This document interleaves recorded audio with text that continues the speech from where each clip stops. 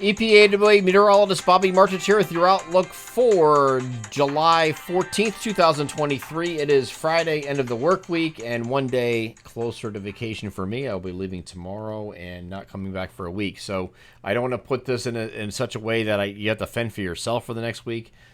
But you kind of do, because I'm going to have a completely disconnecting from weather and my job as the owner of the weather consulting firm.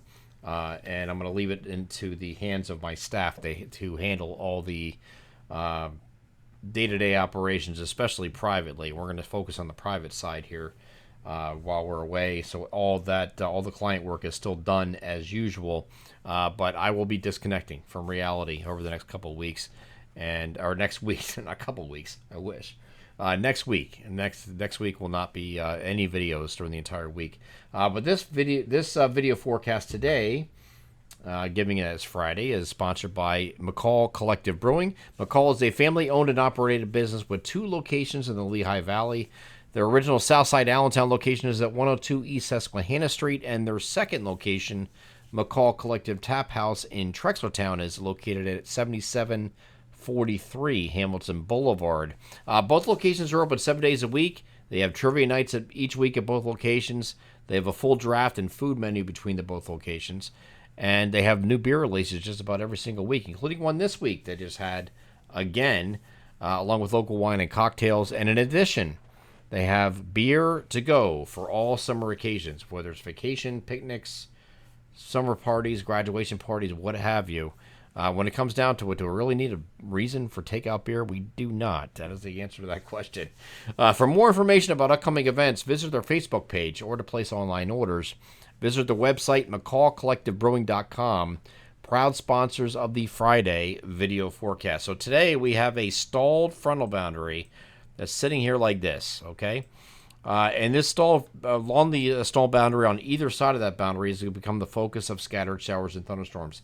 I don't want to give you the impression there's going to be a total washout today, but there is the opportunity, because these storms are going to be moving kind of slow, for heavy rain potential. High precipitable water content, slow-moving storms will give the opportunity for scattered showers and thunderstorms, and it could give you locally heavy rainfall. But I stress the word locally, because it's not going to be everywhere that sees these storms on either side of this boundary today. And we can see that here on the NAM high-res future simulated radar as we move this forward. This is starting off in the morning. A few showers from the overnight activity still lingering across the coastal regions of South Jersey, Delaware, Eastern Shore of Maryland. And that moves out before noon. And then we have these scattered showers and thunderstorms moving through the region. Again, these are slow movers. This is not moving with any sense of purpose. So that means that any heavy rain and thunderstorms is going to be exacerbated a little bit, because you're going to have these slow-moving nature to these storms and moving over the same areas, okay? Now, the threat area today here, according to NAM, is generally in this quarter right here. And there I go with my lines again. I'm beginning to getting famous with these lines that I'm drawing here on Twitter. Yesterday, I drew a line that was at odds with the Storm Prediction Center that had an area right up here for severe weather, and that's exactly where it was. That's exactly where it was. Listen, I'm not the storm whisperer. I know some of you think I am.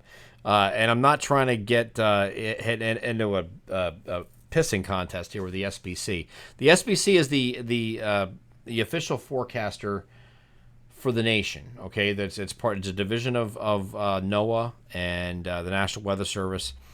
And they issue these outlooks. They are the official outlook. I have nothing against anything the SBC does. So I'm not trying to get into well, I'm better than the SBC. I'm not. Okay, these guys all have PhDs. They're not. I don't have a PhD in meteorology. I don't. Okay, but the difference between what the SPC does, which is on a national level, versus what I do on a very hyper-local level, which is the eastern two-thirds of Pennsylvania, goes all from this point and point southeast. That includes all New Jersey, all of Delaware, eastern, and most of Maryland here. That's my coverage area, okay? So it's a lot easier for me to narrow in on this specific area and scrutinize the soundings for several different models for this region.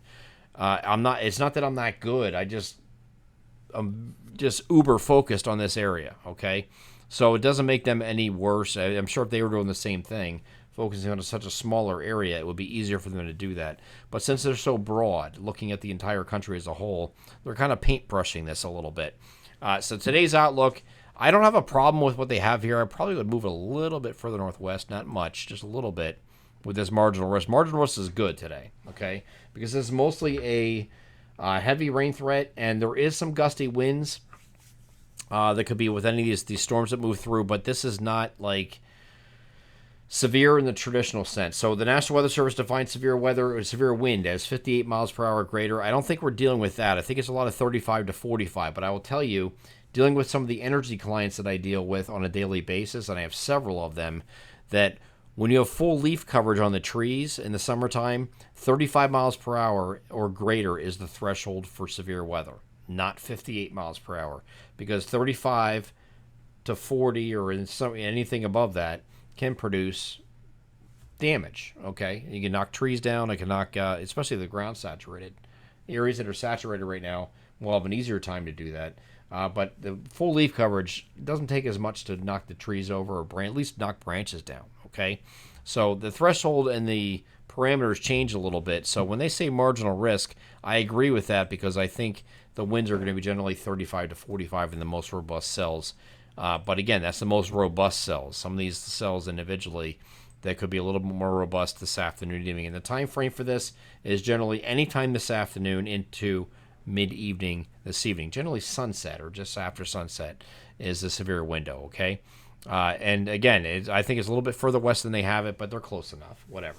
Okay, again, I'm not trying to get into a pissing contest with the SBC. I'm not trying to one-up them. I know some local articles that were written in the Lehigh Valley region anyway were trying to put us kind of head-to-head against each other yesterday, and it's not what I'm trying to do. Okay, I mean, we're on the same team. We're trying to, I'll get to that in a second. We're just trying to get the best forecast out there for everybody to follow, and I'm kind of giving you a realistic estimate for this specific area every single day. So on Saturday, we left an isolated thunderstorm in the forecast, but I think most areas are going to end up dry.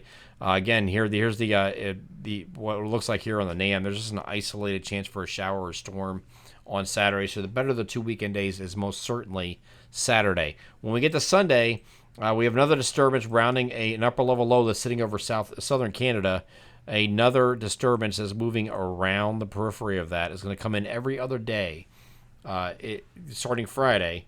So Sunday's the second day, and then Tuesday, and then Thursday.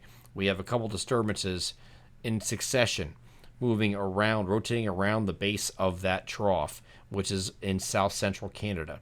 So this is all different disturbances that's going to be over our region during this time frame. And on Sunday, we have the opportunity for some locally heavy rainfall because this is a little bit more organized of a disturbance coming in here on Sunday that can give us some locally heavy rainfall.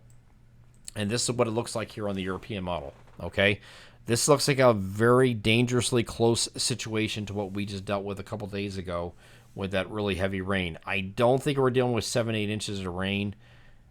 Not impossible, but I think we're dealing with a decent amount of rain across the region. It's going to be alert worthy. And this is not just the European model showing this. The GFS is also indicating that, as we can see here. Okay, so there's a lot of rain potential here for Sunday, but I don't think it's going to be quite to the level we just dealt with. All right, there's going to be heavy rain as the primary threat here on Sunday, but then again here on Tuesday, in between day here on Monday, we have partly cloudy skies, very hot temperatures. Tuesday, another cold front cold front coming through. Here's the cold front right here, right there. Scattered showers and thunderstorms, at least in our eastern areas here on Tuesday. Wednesday is a mostly sunny day in between systems again, and then variably cloudy with scattered showers and thunderstorms on Thursday with the next disturbance.